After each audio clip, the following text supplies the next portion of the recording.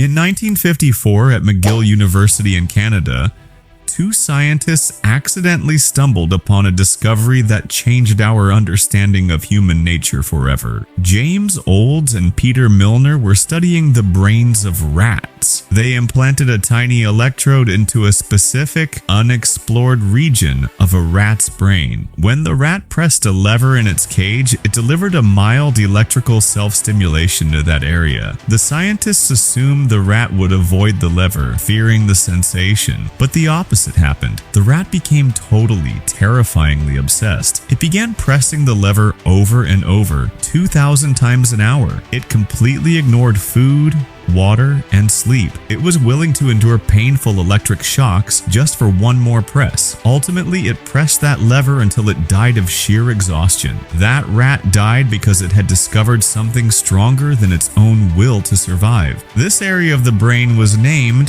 the reward center. Now, you might be wondering why I'm telling you about a 70-year-old experiment on a rodent. Because folks, the device in your pocket right now is that lever, and we are all the rat in the cage. Welcome back to Neural Tools. Today, we're not here for self-improvement. We're here for self-exposal.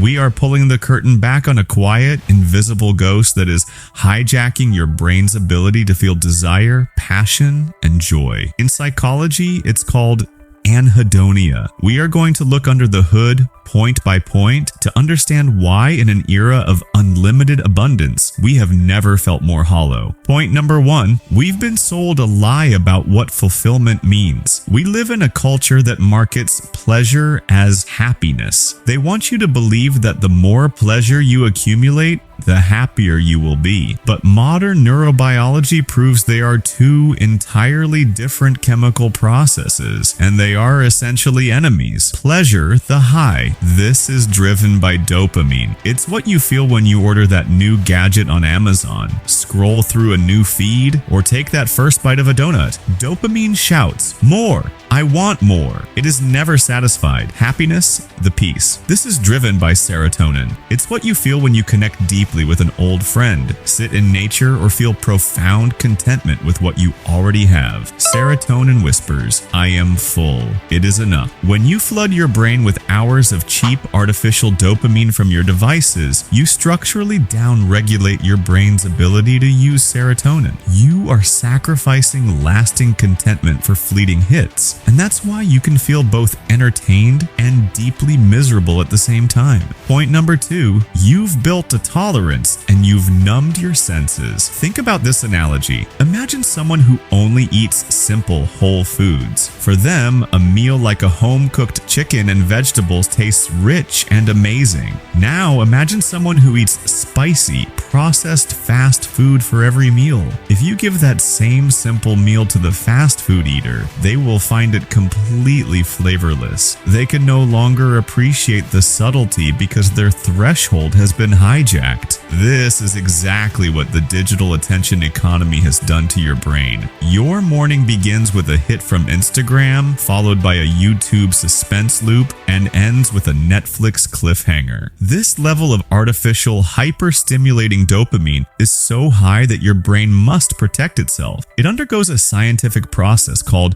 dopamine tolerance. It shuts down its own receptors. This means it requires even more stimulation just to feel normal. Consequently, real life, deep conversations, working on your career, reading a book, all feel intolerably boring and painful. Point number 3, you are chasing a phantom that does not exist. Have you ever experienced this? You lie down at night intending to scroll for 5 minutes. Suddenly you gasp for air and realize that 2 hours have passed. In that time, you didn't learn anything, you didn't connect with anyone, and you didn't even enjoy it, but you physically couldn't stop. Psychologists call this the wanting versus liking paradox. Your brain wants the device because its primitive circuitry has associated it with an anticipation reward, that is the dopamine system. But you don't like it. You aren't experiencing joy. You are simply pressing the McGill lever like that rat, convinced that the next reel, the next notification, will deliver the magic you're seeking. The corporate attention miners in Silicon Valley know this. They engineered your apps using variable reward mechanics designed specifically to trap you in this phantom desire loop. So, how do we fix the brain that technology broke? We are not about to preach digital minimalism. We're about execution. To rebuild your dopamine receptors and reclaim your ability to desire, you must follow the Rewire ritual beginning tomorrow morning. 0. The stillness strategy. Block out 15 minutes a day with nothing. No phone, no music, no conversation, no books. You sit, you stare at a wall, or you listen to your own breath. You must rehabituate your brain to handle boredom so that normal life doesn't feel unmanageable. 1. Earn your high. Do not use dopamine as a free drug in the morning. Implement a protocol that you must complete 2 hours of focused, meaningful work, career, or study before you allow yourself your first intentional scroll. 2. Prioritize the analog. Once a week, complete a full analog day. Do not text your friend. Meet them in a coffee shop. Do not watch nature documentaries. Go walk on grass. Do not read the news. Read a physical book. Force your brain to generate serotonin from real-world connection. Here is the hardest truth of all. The most luxurious house, the fastest car, or the greatest career success will mean absolutely nothing if the window of your mind that allows you to perceive joy is boarded shut. Do not be the rat in the cage, pressing a plastic lever until its heart stops. Open the door, take a deep breath, and walk outside. Your life is waiting for you. If this deep dive topic gave you a new lens to understand your own mental performance and the modern emptiness, subscription is the best way to join the family here at Neural Tools. We build blueprints for the brain, and we master the mechanics together. Rewire your brain tomorrow morning. Reclaim your desire, and I will see you in the next one. Keep training your brain.